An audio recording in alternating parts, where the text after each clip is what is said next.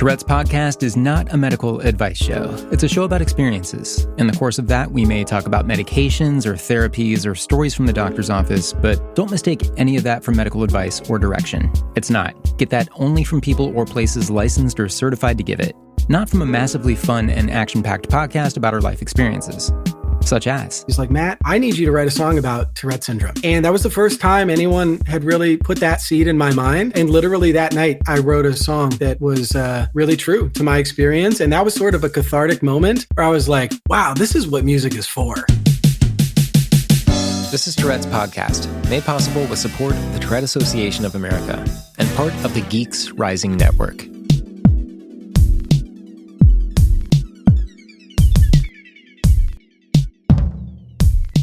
Please leave your message after the tone. Hey, buddy. What up, Ben? How you been doing, man? Miss you. I ain't heard from you in a while. I'm been getting a lot of more friends around the world with Tourette's, and I'm going to send them to you. Not just because of this voiceover thing, but, period. Remember I told you last year I'm going to send everybody I can so they can do a podcast with you. I love you. Tick, tick, correct. Hi, Toby here. Here's a few fun shark facts. Each whale shark's spots are like fingerprints. They're unique to each whale shark. And scientists hypothesized that the first shark appeared 455 million years ago. And sandbar sharks are estimated to have 35,000 teeth in their lifetime. Enjoy these 3 shark facts. Thank you. Bye. Hey Ben, how you doing? Bandrew from Geeks Rising here. I just wanted to send you a quick question. Maybe it's unrelated, but I will try to twist it in a way that may offer some insight into you. I was wondering if there is any kind of movie that you will go to if you want to escape reality for a little bit. Do you go to horror movies? Do you watch sci-fi? Do you watch drama?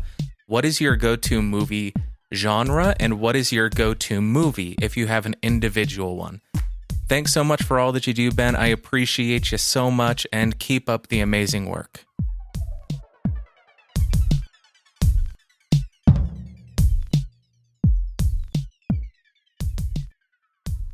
My new favorite is this Tourette's podcast answering machine we've set up where you can leave a message to be played on the show. All you have to do is record a message, however you want to do that. Most people just speak it into a voice memo on a smartphone, or you could do what Bandrew did and use an actual podcast setup to record a message. However you want to do it, send it to tourettespodcast@gmail.com to be played on the show.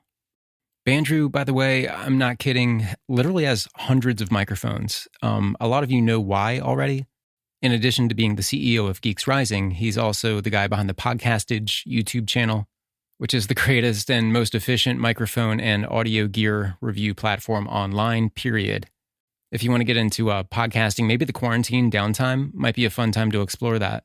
And you want to know about the performance or sound of a certain kind of microphone, go to Podcastage on YouTube, and odds are you're going to find a review for whatever microphone you're thinking of. Bandrew has probably reviewed it in a really entertaining fashion. But if you don't want to send in an audio clip, you could email me questions or comments, just type them out, and we'll interact that way. We've got a couple of those here too. But first off, thanks to Miles for checking in. Hope you're doing well, Miles. This is Miles R. Walker. He did an episode here, Season 4, Episode 3. And then Toby for the shark facts I did not know prior. And by the way, I love what Toby did. Just send in some facts. It doesn't have to be Tourette related. Could be anything. I like hearing from you, no matter what it is. I dig random knowledge, so thank you, Toby, for sending that in. Getting to Bandrew's question on whether there's a movie genre or a movie in particular that I jump to escape from this world. Yeah, for a long, long time, I was and still am into this movie called The Burbs, starring Tom Hanks. It's about a sort of regular guy, has a wife, has a son, living in a cul-de-sac, sort of just like a middle-class kind of neighborhood, and he's on a staycation. And he's got some new neighbors that kind of weird out everybody. And everyone living in the cul-de-sac has these theories about why they're so strange. Like one of the neighbors thinks they're a family of satanic killers. This is a comedy, by the way. And so the people living on this cul-de-sac launched this mission to sneak into their house to see what's going on. And without any spoilers, that's really all I can say. But I've always liked hyper-localized movies. Like this one doesn't leave the cul-de-sac. Like the entire movie takes place there. And there's something about that I like you're there, you're established in this location, you kind of feel invested in it, and you can just watch what unfolds like a spectator. I might not be making any sense, but it's also kind of a sunny weather type of movie. It's really funny. The acting's fantastic, and there's a level of absurdity to it as well. And I know Tom Hanks won Academy Awards for, Forrest Gump and Philadelphia, but to me, The Burbs is him at his finest. And it's a movie that it just hasn't worn off on me. So that movie always kind of helps me escape or unwind. And I'll plug one more movie that's a little bit less known called Man of the Century. I used to be a newspaper reporter and really into movies about that line of work, like All the President's Men and Shattered Glass. And somehow I came across this absurd movie. It's a journalism movie called Man of the Century. It's really, really absurd. It takes place in contemporary New York City, but it's a black and white movie. And the central character is a guy who, for no explanation at all, is from the 1920s. Like he dresses and talks like he's from the 20s and doesn't seem to jibe with any of the contemporary slang or ways of living or anything. It's really weird, but absurdly funny. And I think I said this a couple episodes ago, I think in episode 0, that I find a lot of comfort in absurdity. Just things that are a total break from the world, where things are just comically nonsensical. That for sure pulls me out of reality and feels like an escape. So Man of the Century, I think that maybe came out around maybe 1999 or 2000. Anyway, it's really funny. Bandrew, thanks for this question. I'd actually like to hear what other people have to say about it. Leave a voice memo at tourettespodcast@gmail.com and tell us what movie or genre of movie helps you pull away from everything when you need to. That could be a great way to give suggestions to other listeners looking for something like that. Got a lot of feedback about Daisy from last week's episode about how she sees her role as a parent of a child with Tourette Syndrome. Someone in the Tourette's podcast discussion group even said, can Daisy be my mom? Like people really dug her and that conversation. Lots of praise for Daisy. People liked hearing from her son Angel as well. That was a cool surprise for me. Go back and check out that episode 2 of season 5 at tourettespodcast.com. Got one question the other day put out there by a parent of a young child diagnosed with TS. Being a parent of a kid with TS is challenging, and okay, yeah, there may be certain tics or loud sounds that start to grate on you after a while if you're a parent of a kid with TS, which I get. I think my mother was actually quoted in the newspaper saying that I made her want to jump out of a window. She meant that in like the sweetest, most comedic way. But anyway, this question was directed toward other parents, so I'm disqualified. But the question was about how you personally deal with that. With frequent and loud tics around you. We're all kind of riding out the coronavirus together, locked down at our homes, and our own personal traits might cross in disagreeable ways sometimes. But this parent was looking for some perspective on, or coping strategies, I guess, to not show her son that she's frustrated or annoyed with his tics. And that's a fair question, and it was asked in the most sincere and best intentioned of ways. So parents, leave us a reply. How do you kind of tune it out if you need to? Or just kind of let it be? Let us know. Send it to tourettespodcast@gmail.com. You can type it out as an email, or you can send a voice memo that I can play on the show. I've got some more questions here, but they're also repeated in the Tourette's Podcast discussion group on Facebook, which you should really join if you haven't yet. Lots of great questions being posed there. And other members of the discussion group jump in to answer them. So we have this, kind of Q&A response dynamic on the podcast, but the discussion group has its own. And here's one question from there. It says, from one user, I'm heavily considering opening up about my TS during TS Awareness Month, which is May 15th through June 15th. When you did this, when you opened up, did you just tell everyone close to you, or how did you go about that? I can't see anyone in person because of the quarantine, so I was considering doing something on social media. Any ideas?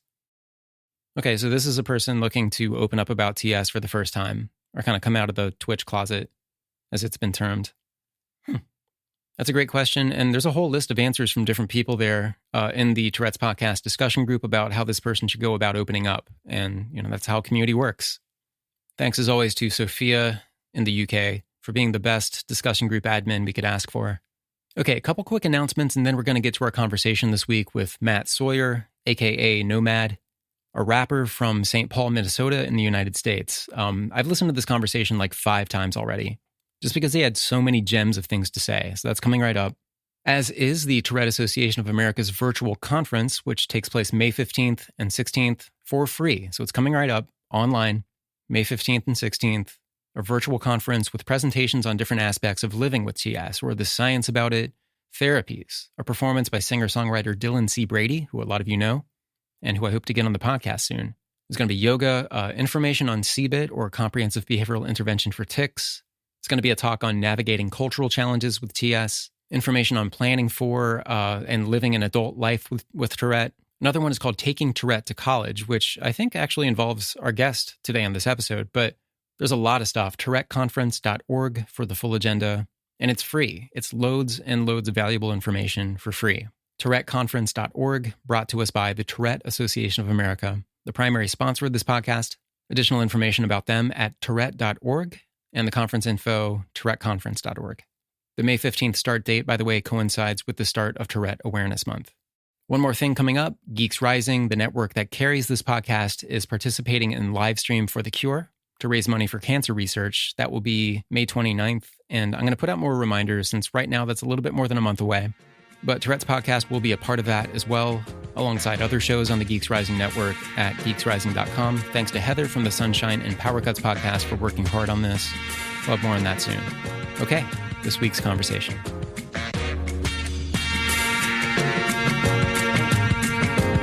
Hey, yo, I got Tourette's, do you feel me? You may think it's a joke, but you clearly ain't hear me. Severely depressed, you took my reason to smile. Happiness was something I ain't feel for a while. It was literal people, said I was ticking on purpose just to get a few laughs, just to make people mad. But what's really the saddest is them people who laugh and never see me in the bathroom wiping tears between classes. Or them packed bags I had to take from one school to next, just to average your jabs at me from 1 to 10. Yo, these people were sick, making fun of a kid who don't know if he's supposed to hate himself or them. Had to pretend them hurtful words they said didn't matter, but the chatter in the hallways used to shatter every piece of my broken. Tell us your name and the general part of the world you come from and how you would, what you do or how you would introduce yourself to this audience. Yeah, really open-ended. I love it. So my name is Matt Sawyer. Currently, I'm in the Twin Cities in St. Paul, Minnesota. Though I will categorize myself loosely as a Midwesterner. I grew up in Ohio with really only a small stint when I was young in Nebraska. So I have this really strong affinity for the Midwest, but I don't totally call myself that because I've been other places. I've experienced other cultures within the United States, and I don't necessarily see myself as someone who's going to stay here forever. But for now, in the Great North in St. Paul, Minnesota. So yeah, to describe myself, I think that, there's a few things that come to mind. Obviously, my job, right, which has me working as an academic advisor at the University of Minnesota. I've been in higher ed my entire career, working in different student services roles. And a lot of that came from my biggest influences in college. The people that helped me grow the most were in those similar types of roles, if not professors as well. And so I just found it as a really good place for me to fit in. I love the academic environment. I love working with young people and seeing that growth over a period of time. I think it's a really fun experience and a really rewarding experience. And I think it suits my personality well. And on the side, like, I think my job lends itself really well to my creative abilities and gives me space for me to do that. So, I'm a rapper. I'm true and true. A lot of people are like musician or I'm, all of these collection of musical things, but realistically, like I write raps and then I rap the rap. So it's not more complex than that. But do you make beats and everything too? Or? I had one producer for a period of time, who made the beats for my first 3 albums. And since then, though, he introduced me to another person that I connect with really musically in Detroit, who's now become a second producer. So I don't make beats. I've never really ventured into that. I kind of just stick with what I know and what I'm good at, though I wouldn't put it off maybe trying it sometime just to dabble in it. But for now, I really want to stick with the lyrics and the delivery in the studio. Well, that's pretty fun, though, the collaboration angle on it. I mean, if there's something that you can really kind of focus in on and, the lyricism ends up being kind of your passion and then kind of grouping it with somebody else to kind of see how it takes shape. I mean, there's something kind of fun about that. Yeah, I think the thing, so Sam and I, my first producer, we met in our freshman year dorm we lived in the same hall. So our connection started at a point where we were really growing together, and then the music got inserted into that. And so I really feel like our musical paths, while varied, were sort of growing at the same time, and with a person that was close to me. And so I think Sam was just a perfect person to know how to get the best out of me lyrically, and really to help me be myself in my musical expression. So I think, sticking to kind of knowing a role in the music. Sam, though, is like way more. He's a DJ. He does vocals. He raps. He does everything. He's one of those like just incredibly talented, diverse skill set types of musicians. But I kind of know who I am, right? And that's a big part of doing something well, I think. Well, I mean, speaking of that, the way I got to know you, and the name you go by is noMad, right? Yeah. Yep. noMad. So the way I became aware of you was a video that was really well done. I mean, it wasn't like, and there's nothing wrong with, sort of demo quality stuff, but this was definitely high production value. A video that definitely just kind of traces your experience with Tourette Syndrome and the upsides, the downsides, and kind of who you are with it. And that was amazing. It was something I immediately related to, and I know a lot of other people did too. Could you talk about that? I mean, this has maybe been a couple of years ago now at this point, but was that sort of like an opening up publicly, or is TS something that people kind of already knew about you previously, or what was the whole thrust of that? Ooh, that question draws on a lot of complexity, all surrounding that video and my acceptance and coming to terms with Tourette syndrome in my life and as an artist. So I think what I'll start with saying to part of your question is that so many people knew that I had Tourette syndrome one way or another. And even before I made that music video, I had started to feel a lot more comfortable with myself. Just as you grow, you start to realize that, like, a lot of those things that are external, the judgments, they're not something you can control. And I think like your character and what you do and who you are is the thing that you can control. And I think like I came to terms with that, but I still was pretty uncomfortable having any sort of depth in conversation about my experience with Tourette syndrome, particularly with people that weren't in my family or my really close friends. But even with that, like, I don't talk about it a lot with my close friends or family. I think sometimes it comes up, but realistically it was, it's always felt like it's been in the shadows for me. And especially because I'd never really come to terms with it fully. But getting back to the music video itself, there's two parts of this that are really interesting to me with the history of this music video, is because they're both related to things about 4 years prior to making that video. And so the first one was that Sam and I and one of my other really good friends had made an album in college. And after that was over and I graduated, I moved down to Tennessee for graduate school, I just stopped. Like I took a 4-year hiatus from music. There was a lot of things going on in my life that contributed to that, that made it difficult to find inspiration and confidence to make music. But when we had made that album, our first music video was called The Midwest Anthem. And it was actually with someone else's beat. We wrote the lyrics to it, but we made a music video, and that was in 2012. Well, fast forward to 2017 when I thought about making this music video for Tickin', my song about my experience with Tourette syndrome. The first guy I called was the music video director who did our first music video 5 years prior. And the thing about Sai is that his name is Sai. And, Sai was really just getting started at that point when we did the Midwest Anthem. And so coming back to him 5 years later, the reason the video is such high quality and the reason I asked him is because he's an incredible person to partner with on a music video. He's just so good at what he does.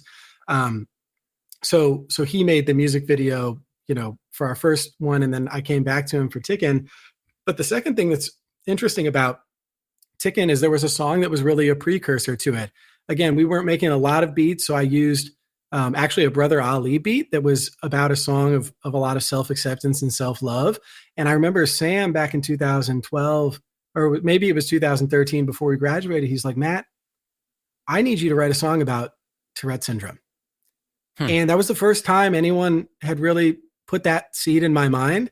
And literally that night, I wrote a song that was really true to my experience. And that was sort of a cathartic moment where I was like, Yeah. wow, this is what music is for. Like that reflection, that ability to be true with yourself and communicate honestly about your life. But we put it out on like Bandcamp. No one saw it. Like we were not popular at all. Like we had no clout. And so really, I don't even know if more than maybe 10 people have heard that song ever. So when I started this new album in 2017, after a 4-year hiatus, Sam and I went right back to it. Like, okay, we're doing this again. You're writing a song about your experience with Tourette syndrome. And then it became such a good embodiment of my experience. And we're like, we got to put this into image form. Like we got to make a music video and we have to make this really good. Yeah. And so, linked up with Sai 5 years later. And then we made it happen, and it got pretty good reception. I wish it would have gotten more, because like when you put a lot of emotion and Sure. vulnerability into a song, there is an element of you that wants some sort of validation. But overall, I think people that heard it really were like, wow, I didn't realize that was what it was like. Well, I guess one question that comes to mind is when someone comes up to you and says, I want you to write a song about Tourette syndrome. If someone came up to me, I wouldn't even really know where to start with that. And you kind of went home and just knocked it out. I mean, did you just kind of instinctively start writing from sort of first instinct, or, I mean, my head would be scatterbrained. Yeah, I think I have a really good idea of who I am as a lyricist, and the sort of method I go through for writing what I would consider to be an honest and good song for myself, one that would live up to my quality standards. And when Sam sent the beat, I didn't really know where to go, but the first thing I wanted to do, similar to the song back in 2013, was I wanted to just come out and say it. The first one I wrote was, I am who I am, and this is it. I got a funky little syndrome called Tourette's, and it makes me tick. And so that was back 5 years ago. And I started this one just with, hey, yo, I got Tourette's. Do you fear me? And I really wanted to play on that notion of like fear and misunderstanding and a lot of the stigma, that comes with the judgment that is cast upon people with Tourette syndrome. So I just started there, and it literally just flowed out. Like everything about school, about my childhood, about it just came out. And then even at the end, like you'll see there's a lot of, I guess, relation to church and scripture. And we do that in the video too. Like I'm literally in a church, and it's ironic because I'm not religious by any means, but I think the idea of finding God or finding that thing that brings you peace was a really, really big component of me feeling comfortable with myself with Tourette syndrome. And so like getting in the church in this grandiose sort of environment and delivering these really, really powerful lines, I felt like that was kind of the perfect way to put the imagery to the song, especially going along with the lyrics. So it just flowed out. There was no hesitation. I think I wrote that in 25 minutes. Wow. Yeah. Maybe there is something too, like people say, like sometimes your first guess is always right. And, just kind of going into it and kind of not really worrying about the distractions and just kind of letting it come out. I mean, if you know yourself like that, you're not going to get it wrong. And it's like, I kind of approach that with art, with editing, things like that, where just something, I just feel like I know what I want in the moment, and that's going to hold up better than me kind of second guessing and kind of assembling a committee in my mind of like, okay, that's a bad idea. This is a good idea. Just kind of going to it. You end up getting more of a piece of sincerity than you would otherwise. You know what's crazy about that is absolutely, I've learned as an artist that when I start second guessing my intuition and my initial thoughts on the matter, I'm then crafting a song that is made by other people. Yeah, I'm then thinking about what are the things I should say to make this hit with other, like instead of being just totally true, because usually what comes out first on any subject or content is going to be exactly how you feel about it. And I think that's a really good way to start a song, is just saying exactly what you feel. And it doesn't mean you won't, with art, right? You can always make adjustments, but the sincerity, the truth of the matter will come out relatively quickly and be apparent. And so much that Sam and I, from my last album, our entire method of that was letting go. stop letting second guessing or self-criticism get in the way. Like, you're going to make the beat. I'm going to write the song while you're making the beat, and we're not going to second guess anything. And then right when both of those are done, we're going into the video. You're putting everything you got into this, and then boom, an album came out. And it was the most freedom I've ever experienced in art in my life. That is so cool. And you talked about it being a cathartic experience too. I guess, what was it like before that?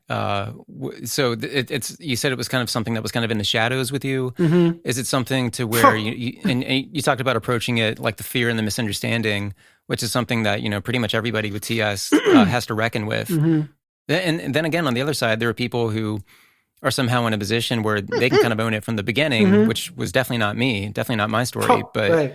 Where were you with that, kind of growing up with it? Parents, and I mean, was there acceptance and support? What's your story with that? Yeah,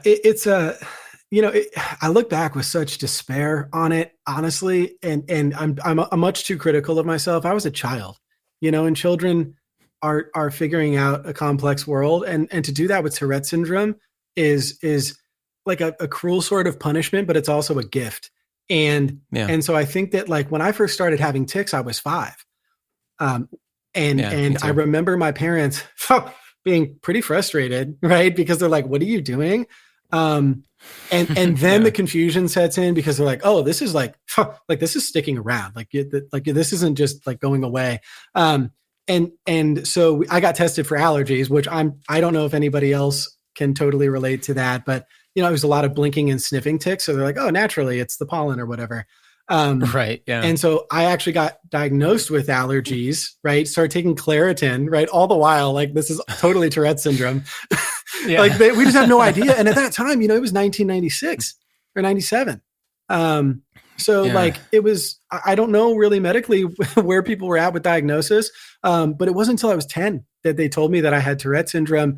And I think in some sense, it was like a relief to know, I guess, but maybe more for my parents, because for me, at that point, I was getting old enough to understand what that meant in the context of, like, the ecosystem of school and being a kid and growing up. And I had a lot of anxiety and fear around what was ahead.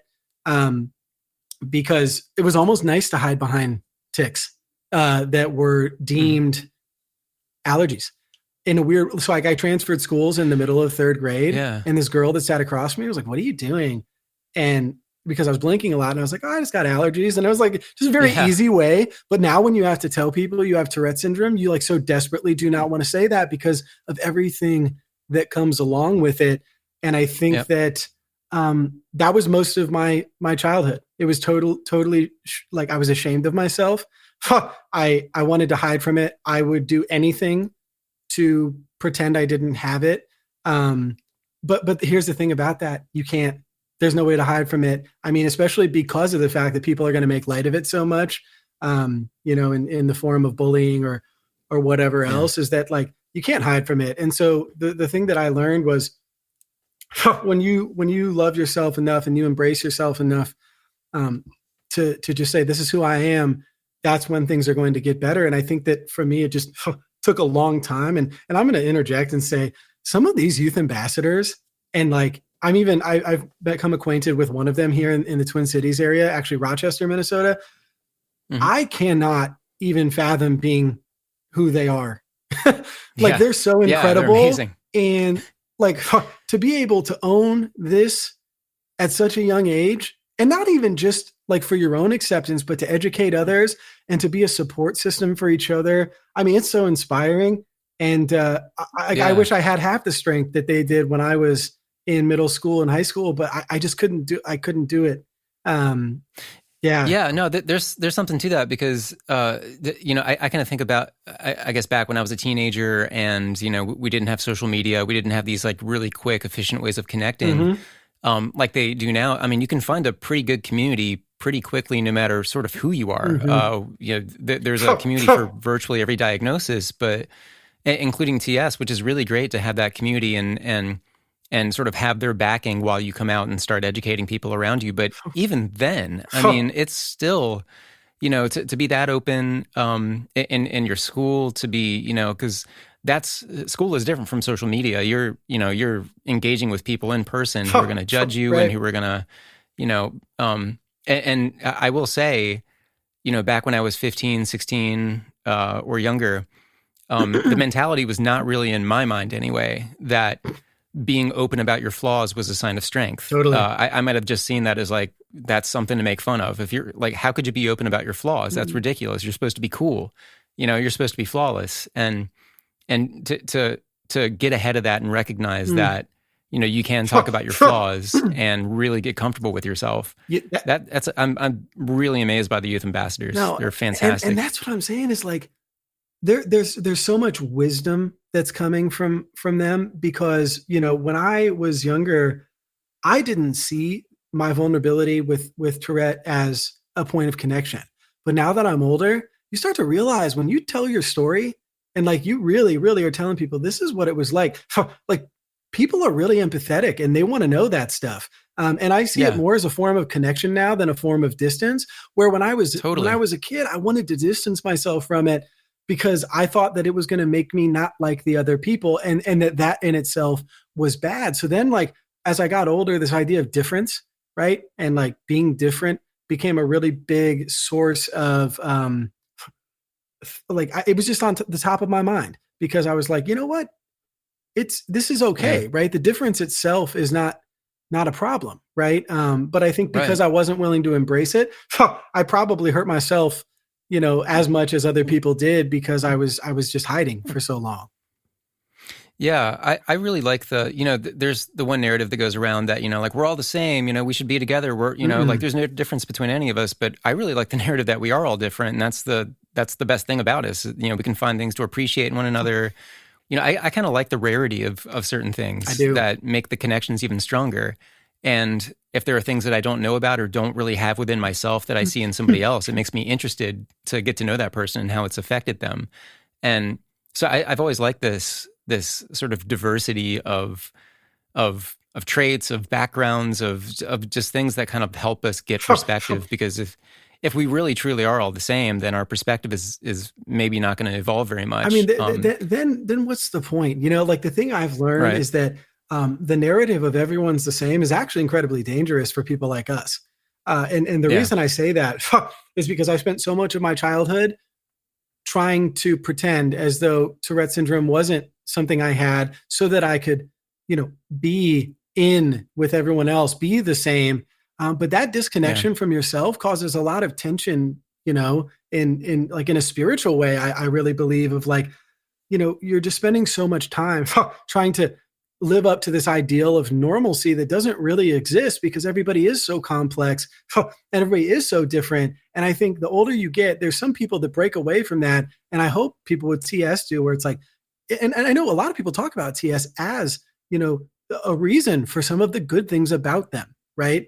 And I think the thing that I started to recognize a lot more was like, this isn't something to just totally be ashamed of. It might be difficult and it might prove, to cause some tension with certain people, but at the end of the day, difference itself is an asset to societies and to the world. We wouldn't get great stories in film or literature or anything in music if we didn't have difference. So true. And so that's what I love about that frame of mind. And I think is harmful about the idea that we're all the same, because who gets to say what normal is, right? And so then that causes a lot of problems. Absolutely. I mean, is this kind of what led you into to rap as sort of a form of expression? Because there's always been a straightforwardness with rap music and the sort of source of the lyricism. And that's not to say that it's one thing. It's just that there's always been the level of expression with it has always been, I guess, way more dead on and a little less vague than maybe other forms of music or poetry. That's always been kind of my connection with rap music, and especially when I was younger too. Like the very first sort of like vital music that made me think about the world around me was Public Enemy, and I got to see them when I was a little kid. They were really important to me, and then just like the dense sort of musicality of it, it was really important for me to hear in terms of, I guess, just kind of not thinking of music as just the Beatles, like there's other things out there to appreciate and understand. And if I don't understand immediately what he's talking about, this is my entry into investigating and trying to appreciate other walks of life. And but it's all about the straightforwardness that kind of led me into that. I don't want to put words in your mouth, but what's your connection with that? Oh no, that is dead on. I think, it's interesting. When I came out of the 4-year hiatus from rap, I had so much pent inside of me. Like it had just built and built and built, and it was waiting to be released. And Renaissance, which was my first album solo back in 2017, that was the release. And this is where I started realizing the power of honest expression.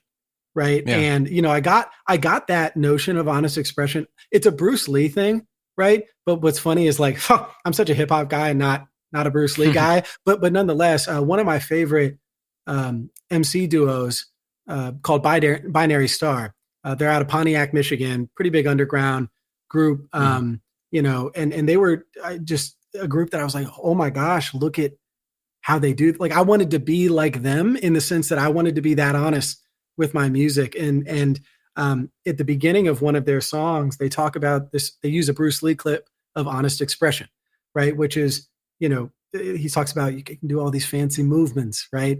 But to be truly yourself, that is a hard thing to do. And I think that really stuck with me. And I thought the way to connect most to myself was to write and to record that writing. And so I think through this process, that straightforwardness that you talk about is just because there's nothing stopping you from being that way. There's nothing saying you can't say this, you can't feel that way, right? And so I think the straightforwardness is like the art form is total freedom of expression. It's freedom of thought. And I think you just use your perspective and your experience and your perceptions of, life and everything else to make that a reality in musical form. And here's the thing, there's no rules.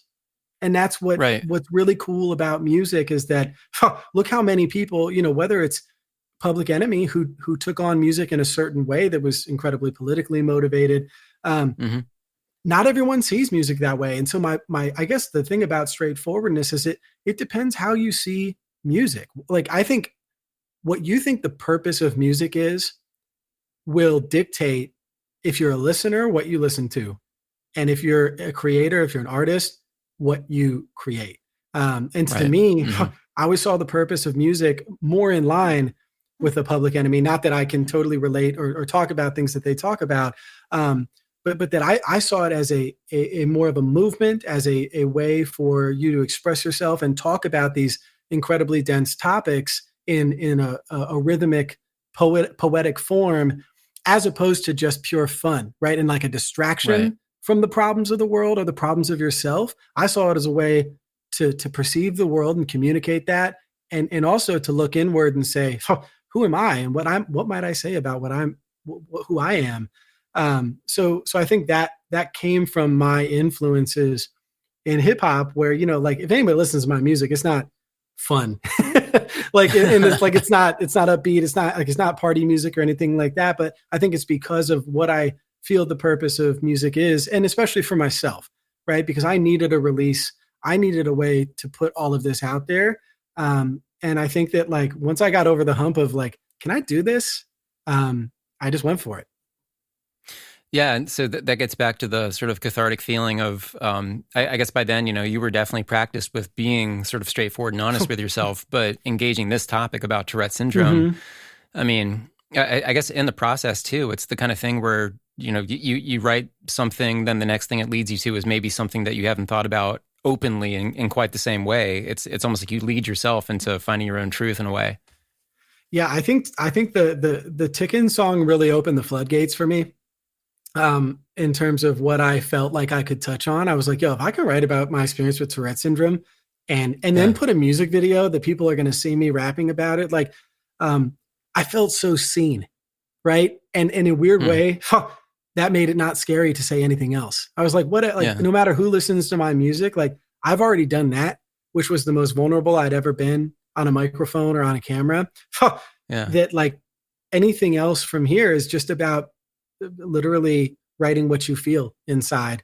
And I think that Tickin' really opened my mind to like, also like how good of a song you can make when you're just being yourself and you're, you know, because a lot of the things I talk about in Tickin' about, you know, like crying in bathrooms or like these are things, again, they happen without, like, no one knows this about me, you know? And so to be able to put it in a song was a really cool way for y'all to say like, hey, there's something underneath all of this, because perceptions can be, you know, only so much of a person. And so that was a really big reality check for people of like, whether you knew me or thought it was hard for me growing up with Tourette's or not, like this is what the experience really was. And so, yeah, it just kind of gave me permission to be like, oh, now I'm thinking about this. Let me put a song out about that.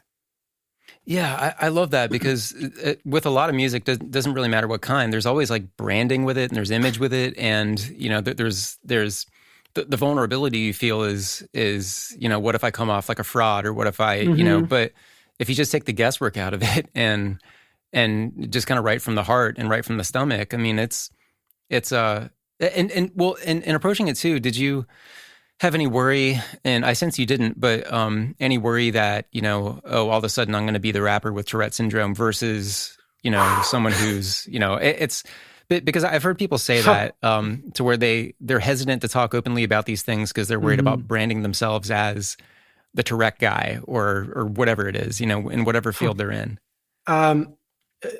It's like you just are asking questions of things that all went into this process of making this song. Like, it's funny how you can just like predict what, yes. You know, I thought very long and hard, and I still do, about how much I want to do as an advocate for and a person with Tourette's. Yeah. And how much I want to do independent of that as just Matt, the rapper, or Matt, the person who works in education. And I think that with Tick in particular, so a lot of people don't know this. To be honest, not a ton of people at the time of coming out with the Tick in video, I only had one album, and most of it was on SoundCloud. So like I wasn't on streaming services yet with my next albums.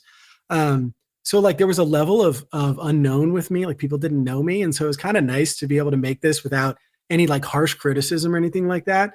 But we had put it on Reddit, like hip hop Reddit, which I don't deal with Reddit. So I didn't realize how vile and vicious these people were.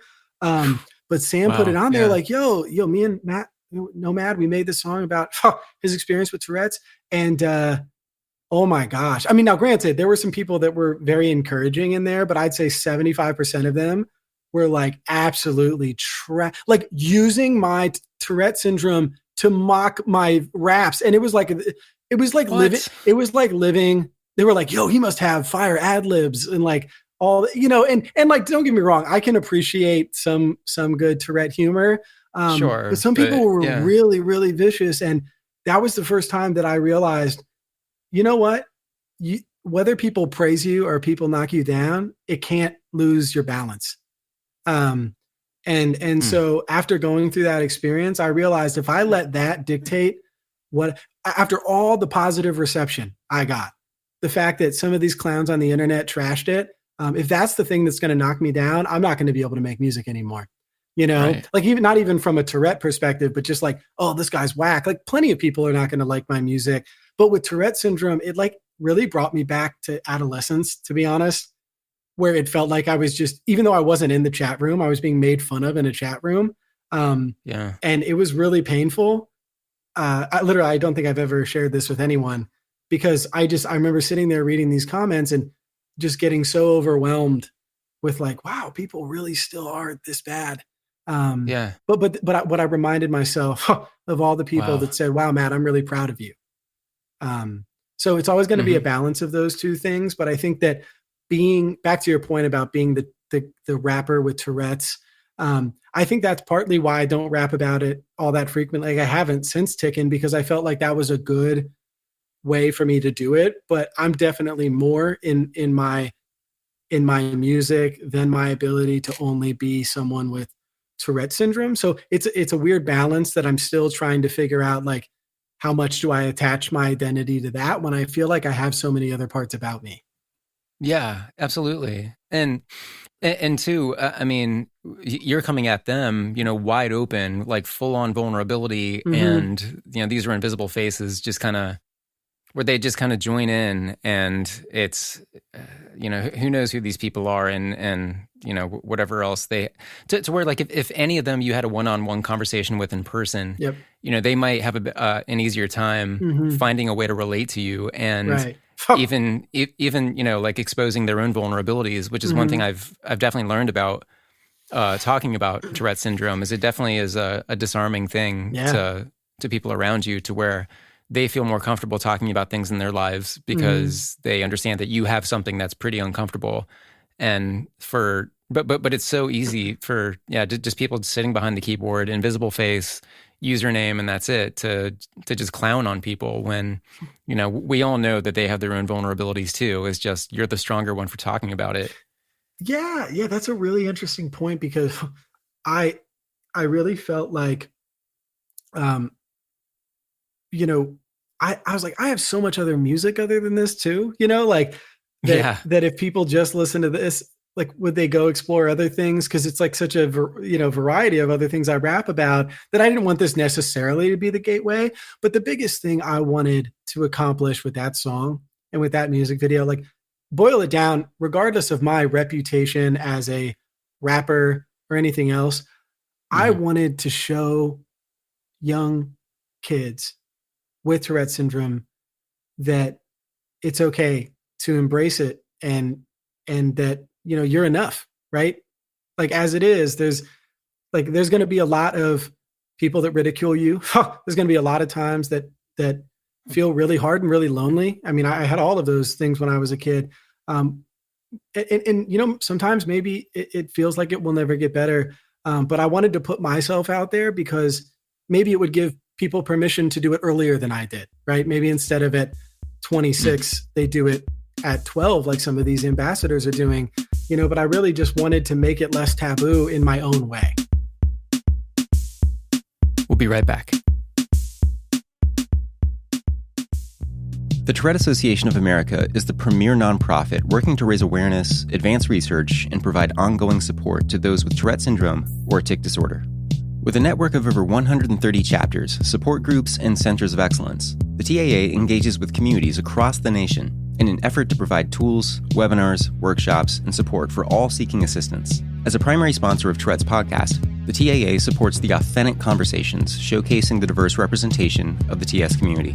To learn more, visit Tourette.org, TOURETTE.org.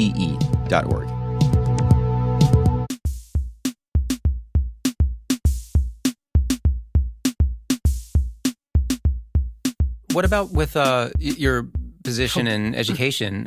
What led you there? I mean, you talked about how you like working with younger people and kind of playing a part in, I guess, kind of shaping them and kind of being a hand to them. Does this also kind of translate into that kind of work that you do at the school?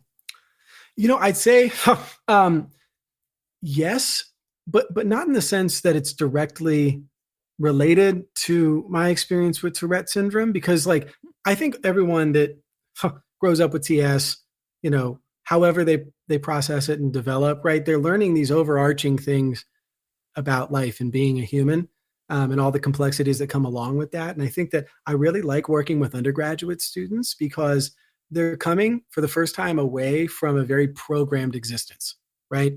Like, I have to be this way because my school said dress in a uniform, or like, this is what it means to behave like a good student.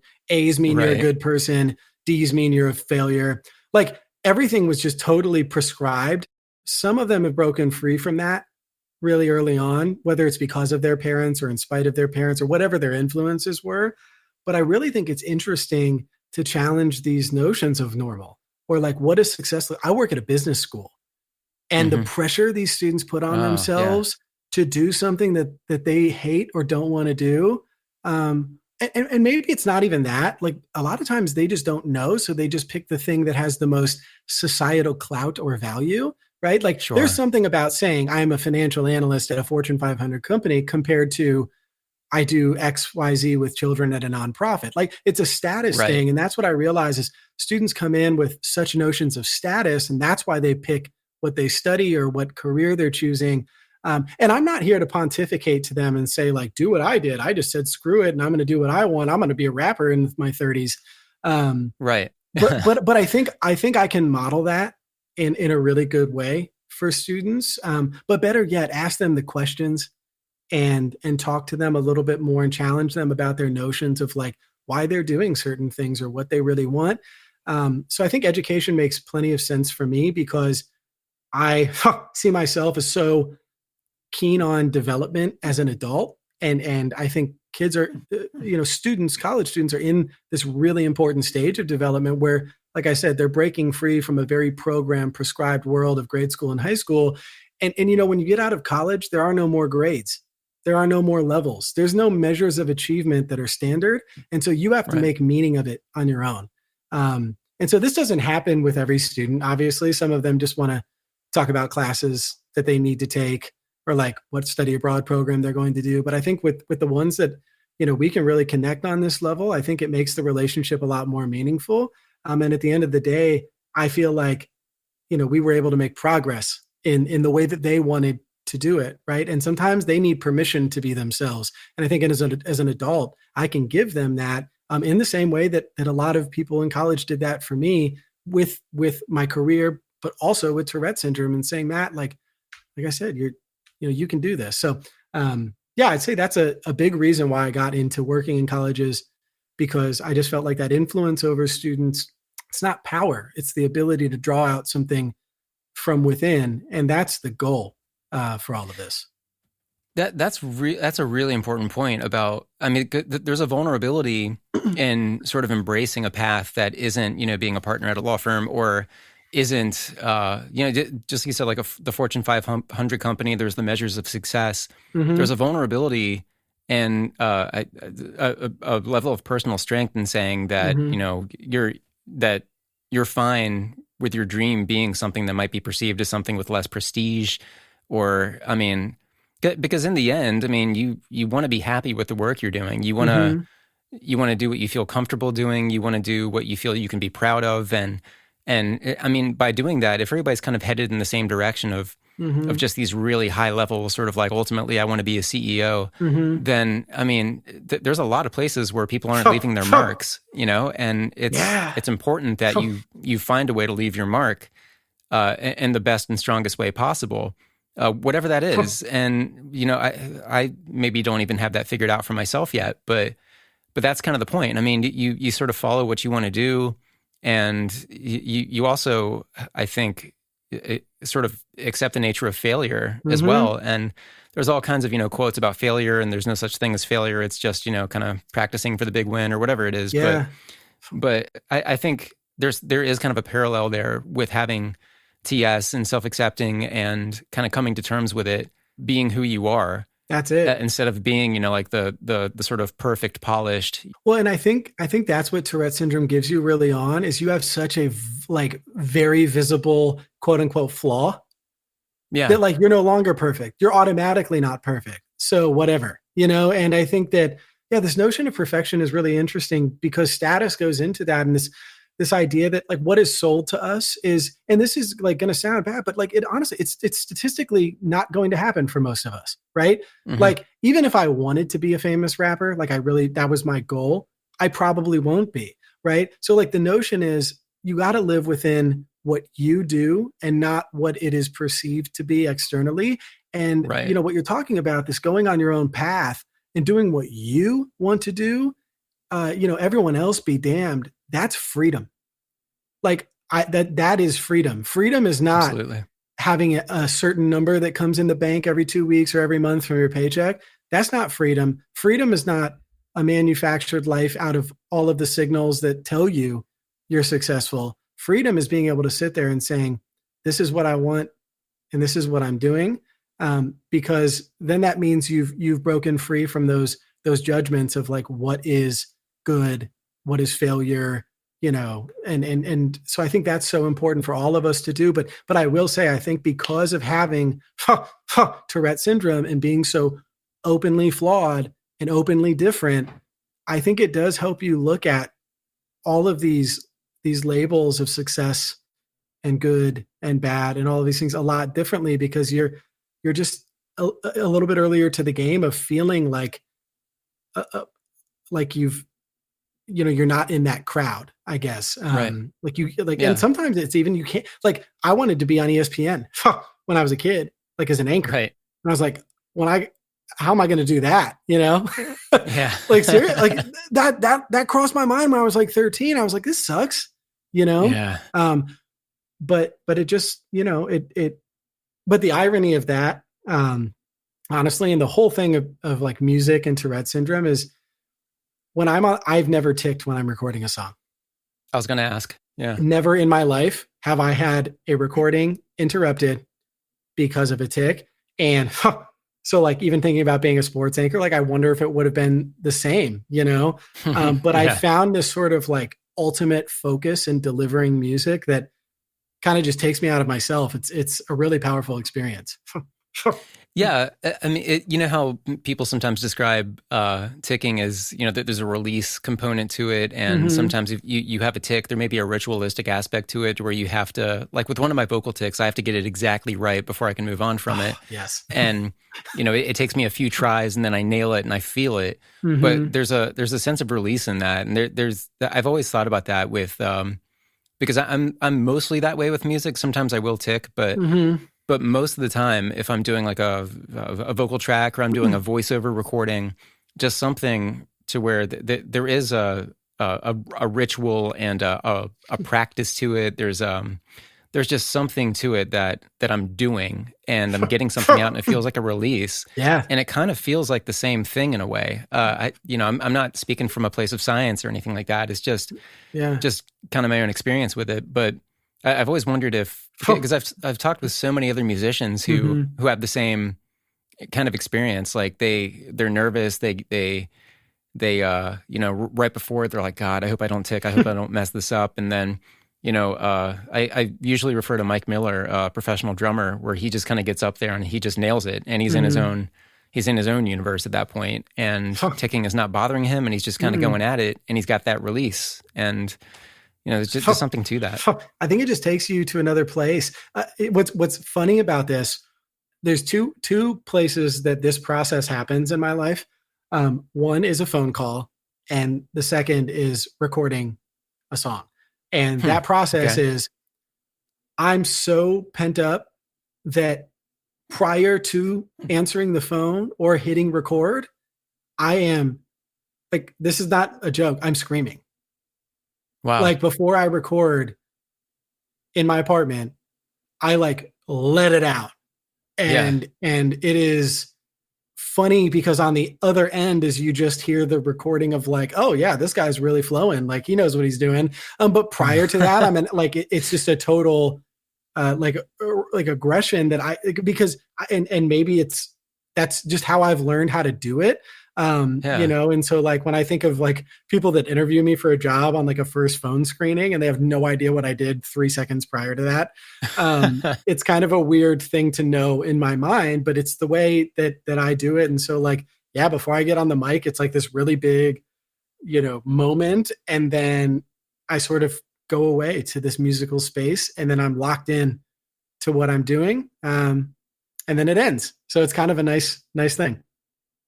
It's kind of like you get brand new strings for your guitar. You kind of have to stretch them out and kind of prime them before you really tune them up and set up your guitar. It's like it's fine. I've never really thought about that in reference to myself. I feel like I definitely do have things that if I have to get ready for something, like they're definitely. I do a lot of pacing. I do a lot of maybe just kind of generic nervous things, but. But once I get into the zone of something that I'm really kind of fearing or dreading, then I'm fine. Like I have to get to it. And there's dread, and maybe the dread itself is kind of purging or some kind of expression. But once I get to it, this thing I was dreading or was really nervous about is something that's not bothering me, and I just kind of go through it, and I get to the other side, and end up being kind of impressed with myself each time because I don't know how I did it, but I did. Yeah. No, I think that's real, and like it still is not lost onto me to this day. Like, Sam mentioned the not ticking during recording back in 2011. And we still talk about it, and he's still amazed because, Sam's been a really, really important advocate for me, like even just a person to help me build confidence in myself, like being the one who says, Matt, you should write about this. But that's why it's so special having him as a producer, because he really understands my experience with TS and how important it is to me and how much it shaped me. So that sort of musical connection is really important. And like, he's the one that kind of points out these things he notices about, my habits, or even like how I get so fixated on certain rap lines. And like when he lived with me, I said them hundreds of times a day, Yeah. like I just couldn't stop. So it's kind of these things that like he kind of has a window into me that a lot of other people don't. That's interesting, where you'll kind of get fixed on certain things or certain verses. There's something to that too, where a certain kind of phrasing, people were talking about this in the Tourette's podcast discussion group. There are certain phrases that have kind of a tick-like feel, or the same tick-like kind of satisfaction. Someone mentioned the name Azerbaijan. Like there's something to it where there's like a hit and a percussion to it or something that feels like a tick doing it. Yeah. And I've thought about that too with certain phrases or certain verses where there's not a catchiness is the wrong word, but there's something to it to where just kind of turning it over again and again in your head and saying it, there's something that's very similar to ticking, even if it's intentional. Yeah. It doesn't feel like a tick. It doesn't feel involuntary. I'm just kind of doing it for some level of satisfaction. That's kind of funny. Yeah, I think with it's always been rap lines for me, like, and naturally, right? Like I just can't escape it. Like even when I'm not rapping, I'm like, but a lot of it is like there's certain rap lines that hit so well with me that I'm like, I gotta rap them perfectly now, and they're not even mine. I'm literally going around my apartment or like on the street when I'm walking or walking through campus, and I'm like, I got to hit this exactly right. It's like that's why it's kind of a cyclical thing. Like it's just constant in my mind, is because the feeling of doing that feels really good. I don't know why. Yeah, it's weird. Yeah, there's like a hit to the cadence or something. I don't know what it is, but. Have you had much occasion to interact with other people from the Tourette community, or even like younger rappers, or how much interaction do you have with the Tourette community? That's the thing. Like when I was a kid, I always felt so lonely because I didn't know anyone else with Tourette syndrome. My first week of college, a guy that lived on my hall came up to me in the Union at the University of Michigan. We were eating, and he's like, yo, you have Tourette's, don't you? And I was like really embarrassed, but he had it too. Yeah. And he was the first friend I made with Tourette syndrome at 18. But really it wasn't until probably till I moved to the Twin Cities and got back on Twitter. And I'm not on there anymore because of all the other things that come along with being on Twitter, unfortunately. Yeah. But I started to see, and then on Facebook too, right? But I'm off Facebook now. I go through these weird, like, I really want to be on social media. I really don't. But yeah, it wasn't until like my mid 20s that I even started connecting with people on social media. And then I met with Christine Conlia here in Minneapolis at the University of Minnesota. Yeah. And she's great. She hosted an event that I went to at the hospital, and I met her. And then I connected with a youth ambassador and her mother, who are really involved in the Tourette Association of America. And so it's been a process of me like getting acquainted with people that have a similar experience as me. And sometimes I don't even really know how else I want to engage. Actually, we were going to, me and Sarah and Jane here in Minneapolis, we were going to do a session, and we still are virtually, for the national conference. Nice. And so it'll be virtually this year, and then like a full length version next year when it happens again here in Minneapolis. But yeah, sometimes again, it's just back to that battle of like, how much do I engage? How much do I just live my life? But yeah, like honestly, I'd say my life prior to my 20s was totally devoid of any relationships that had a relation to the Tourette community. Yeah, I was going to ask if you were going to do something with the annual conference, since it was supposed to be there, but the conference itself. So yeah, they're doing the virtual conference now, and I think TouretteConference.org, if I'm not mistaken, is where you can get all the updated information. And but it's great that you're going to go for it again for the following.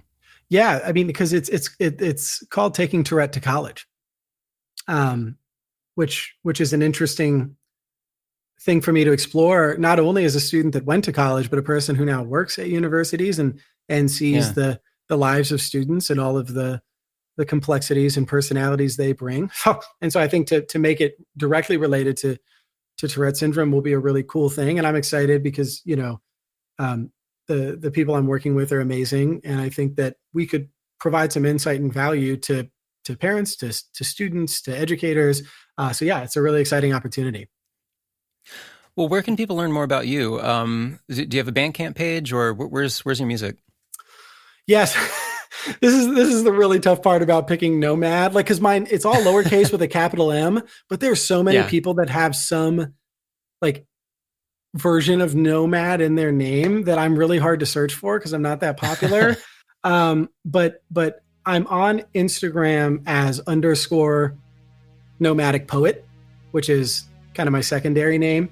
And so people can click on the Linktree link on my Instagram page and get to all of my music, which all of it, except a few songs with samples that weren't cleared, are on Apple Music, Spotify, all the normal Pandora streaming services. So that's where you can listen to my music. And like, I'm happy to, even it's a joint personal music account. I'm not professionalized, so you can follow me just to connect personally too. And I would love for any connection that comes from this for sure.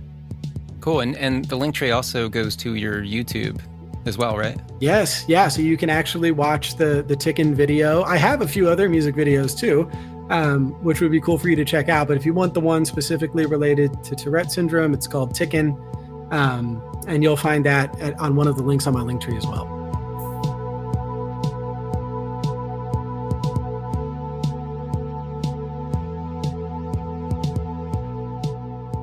Thanks for listening. All the relevant links from this episode will be at tourettespodcast.com. That was such a good conversation. Love to talk about the general measure of success and how it may be totally irrelevant to you as the individual. Tourette syndrome is a great lens to discuss that through, and I loved how Matt talked about how liberating it can be to have it. Please check out noMad. We played part of his song Tickin' at the start of this conversation. The music video is fantastic. Thanks again to Matt Sawyer, AKA noMad, for taking the time with us. Send your feedback to tourettespodcast@gmail.com. Talk about it in the Tourette's Podcast discussion group on Facebook. Thank you, Sophia, the admin. Everyone, please tell Sophia thank you for the work she does there. This podcast wouldn't have the community it does without her. Tourette.org is the website of the Tourette Association of America, the primary sponsor of this podcast. They make it possible for me to produce it and put it out to you each week. Tourette.org and TouretteConference.org. GeeksRising.com is the website of Geeks Rising, the network that carries this podcast to a greater listening audience and gives loads of great ideas and friendship and moral support, and it's the perfect network for Tourette's podcast. Check out the roster with shows about wellness, pop culture, creativity, and more at GeeksRising.com. Tourette's Podcast is on all the main social media sites. Connect with us, say hey, Tourette'sPodcast@gmail.com, Tourette'sPodcast.com. And if you want to give some individual support, patreon.com/Tourette'sPodcast. We'll pick it back up next week. Thanks, everybody. This is Ben.